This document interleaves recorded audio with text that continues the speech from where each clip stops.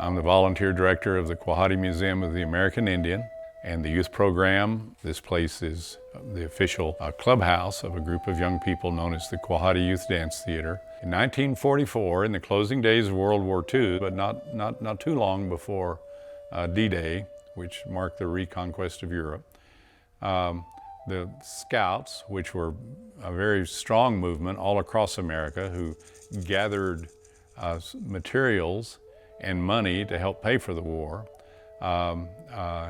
so that they were very positive contributors nationwide, were involved not only in service work to the nation, but also in learning their scouting skills, camping, appropriate knots, how to pitch tents, how to cook food, how to work as a team, how to lead a team. And they would have a gathering in Amarella's original park, Elwood Park, down on Central Washington Street. And they would have a contest between the troops. They called it Palava in some places, they called it Camporee in other places. And the troop had various contests where representatives of each troop would have to build a fire and burn a string that was 18 inches up in the air in half, have to start a fire by flint and steel in the old tradition, have to demonstrate quickly the tying of various knots for various uses, etc. So all of these contests earned points, and whoever earned the most points would win the Camporee. So about this time, a new military officer, Lieutenant Charles Colgate, who was a forensic doctor, arrived and was assigned to the Veterans Hospital. And he was a scouter, and he got involved with Scoutmaster Ralph Ireland as an assistant scoutmaster. And so when it came time to talk about, well, what could we do, Colgate, who had been involved in a long history of Native American folk art and culture. He had worked for Ralph Hubbard, the great early teacher who used to take Indian people around and entertain conventions and things. The Sioux people named him Wanbliwakan, or One Feather. He's buried near the Sioux Reservation. He did seminars nationwide for youth people, and his dream was to have a ranch out west. And so he bought and acquired the 10 Sleep Ranch. 10 Sleep was a distance measure. It's 10 sleeps to get there. So that was an Old West thing. And he hired young men like Charles Colgate, and scouts in the days before Philmont would come from all over America. They would get off the train from back east in Boulder, Colorado, and he would greet them, not with a bus, but with horses. And he would load the scouts and all their gear. If you can imagine the reaction of these Eastern scouts, or Western scouts for that matter in those times, and they would ride to the 10 Sleep Ranch, where they would have all kinds of traditional scout training, and also he had Native people teaching them crafts and dance. And so this talented staff member, Charles Colgate, shows up here, also now a forensic doctor like Ralph Hubbard, and he's opened up his suitcase and said, well, this is what I did, and you might want to do this. Charles Smith, one of the original 8 boys who danced, said we were hooked immediately. And so they began to train, built regalia in the heritage of Ralph Hubbard through Colgate, learned to do a Plains dance style, and they performed at the campfire. And I think it's important to note that young people just loved it. Most young people, even today, and back then as well, they never have a chance to be on a competitive team because they're not genetically blessed to be a football player or a basketball player. They're not necessarily the ones that make the National Honor Society or get the scholarships. Most kids are just great kids, and they need people to help them understand that they are a great kid and they can make their dreams come true, and they can study and prepare and dream and accomplish great things. Most everything that's been accomplished is not by the superheroes, it's just by everyday Joes. And so this program got kids involved in a performance, which introduced them to the idea of audience, which was much more motivational than doing something without an audience. And the audience began to inspire the kids to be better. And the program began to grow, and other kids grew, and now this is kind of where it has gone. Remember that the great chieftains have gone their way.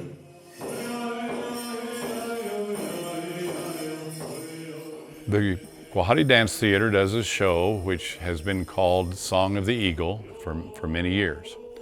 Many tribal groups from back east were forced by the U.S. Congress in 1830, the Native American Relocation Act, to move to the new Indian Territory, which became a Choctaw word, Oklahoma, and they were all mixed together. Some of them had not traditionally got along. They were all in the same boat, though. They were basically forced into a place. They gave up their sacred lands where their ancestors were buried.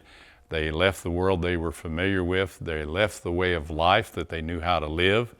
And they brought their language and their traditions with them to Indian Territory. Many of them, like the Cherokee, had to walk the Trail of Tears.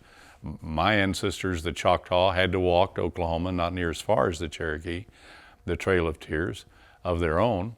And they began to gather and drum and sing. That's like any people, that's all they had left was what was in their hearts.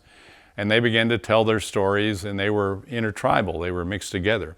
Out of that, at least one of the more popular versions of how it happened, there were various forms of that down through history, but out of that time in Oklahoma, this intertribal dancing evolved and is a big part of what is called powwow today, which is done by Native American people all over America. Very few Native American people have their traditional lands, are able to live their traditional way of life, but they still have their principles and their deep beliefs and their pride in their hearts. And so wherever they live, the powwow is a pan-Indian way that they can they can express that, and it's a very beautiful thing.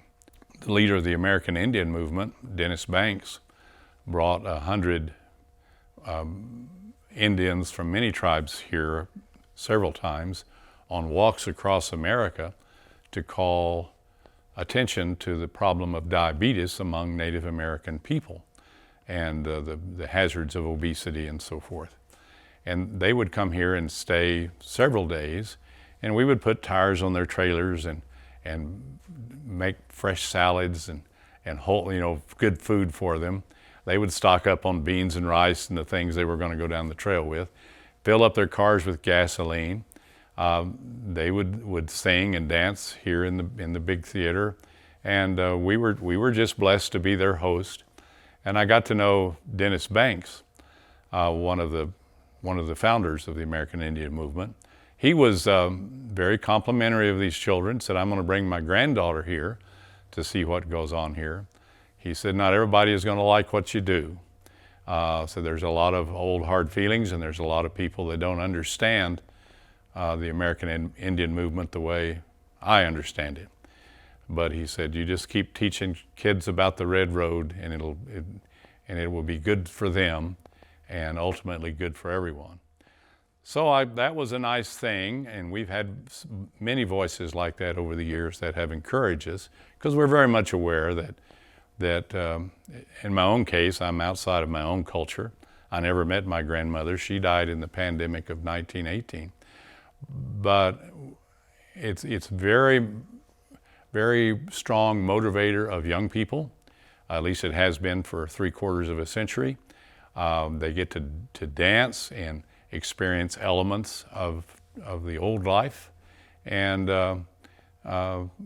they become very interested in Native American ways, and so they buy Indian art, they go to Indian events, they tend to be empathetic to voting, to anything that benefits such people, and they're very loyal to this place. But it exists right in the heart of a place where it probably shouldn't. There are no Native American people left here. They were all,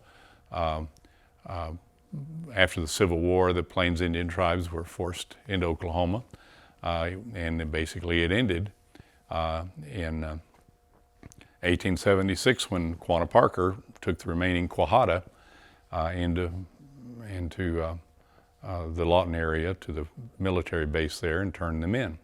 There are more people with a more critical eye look at it today, but that's how it began.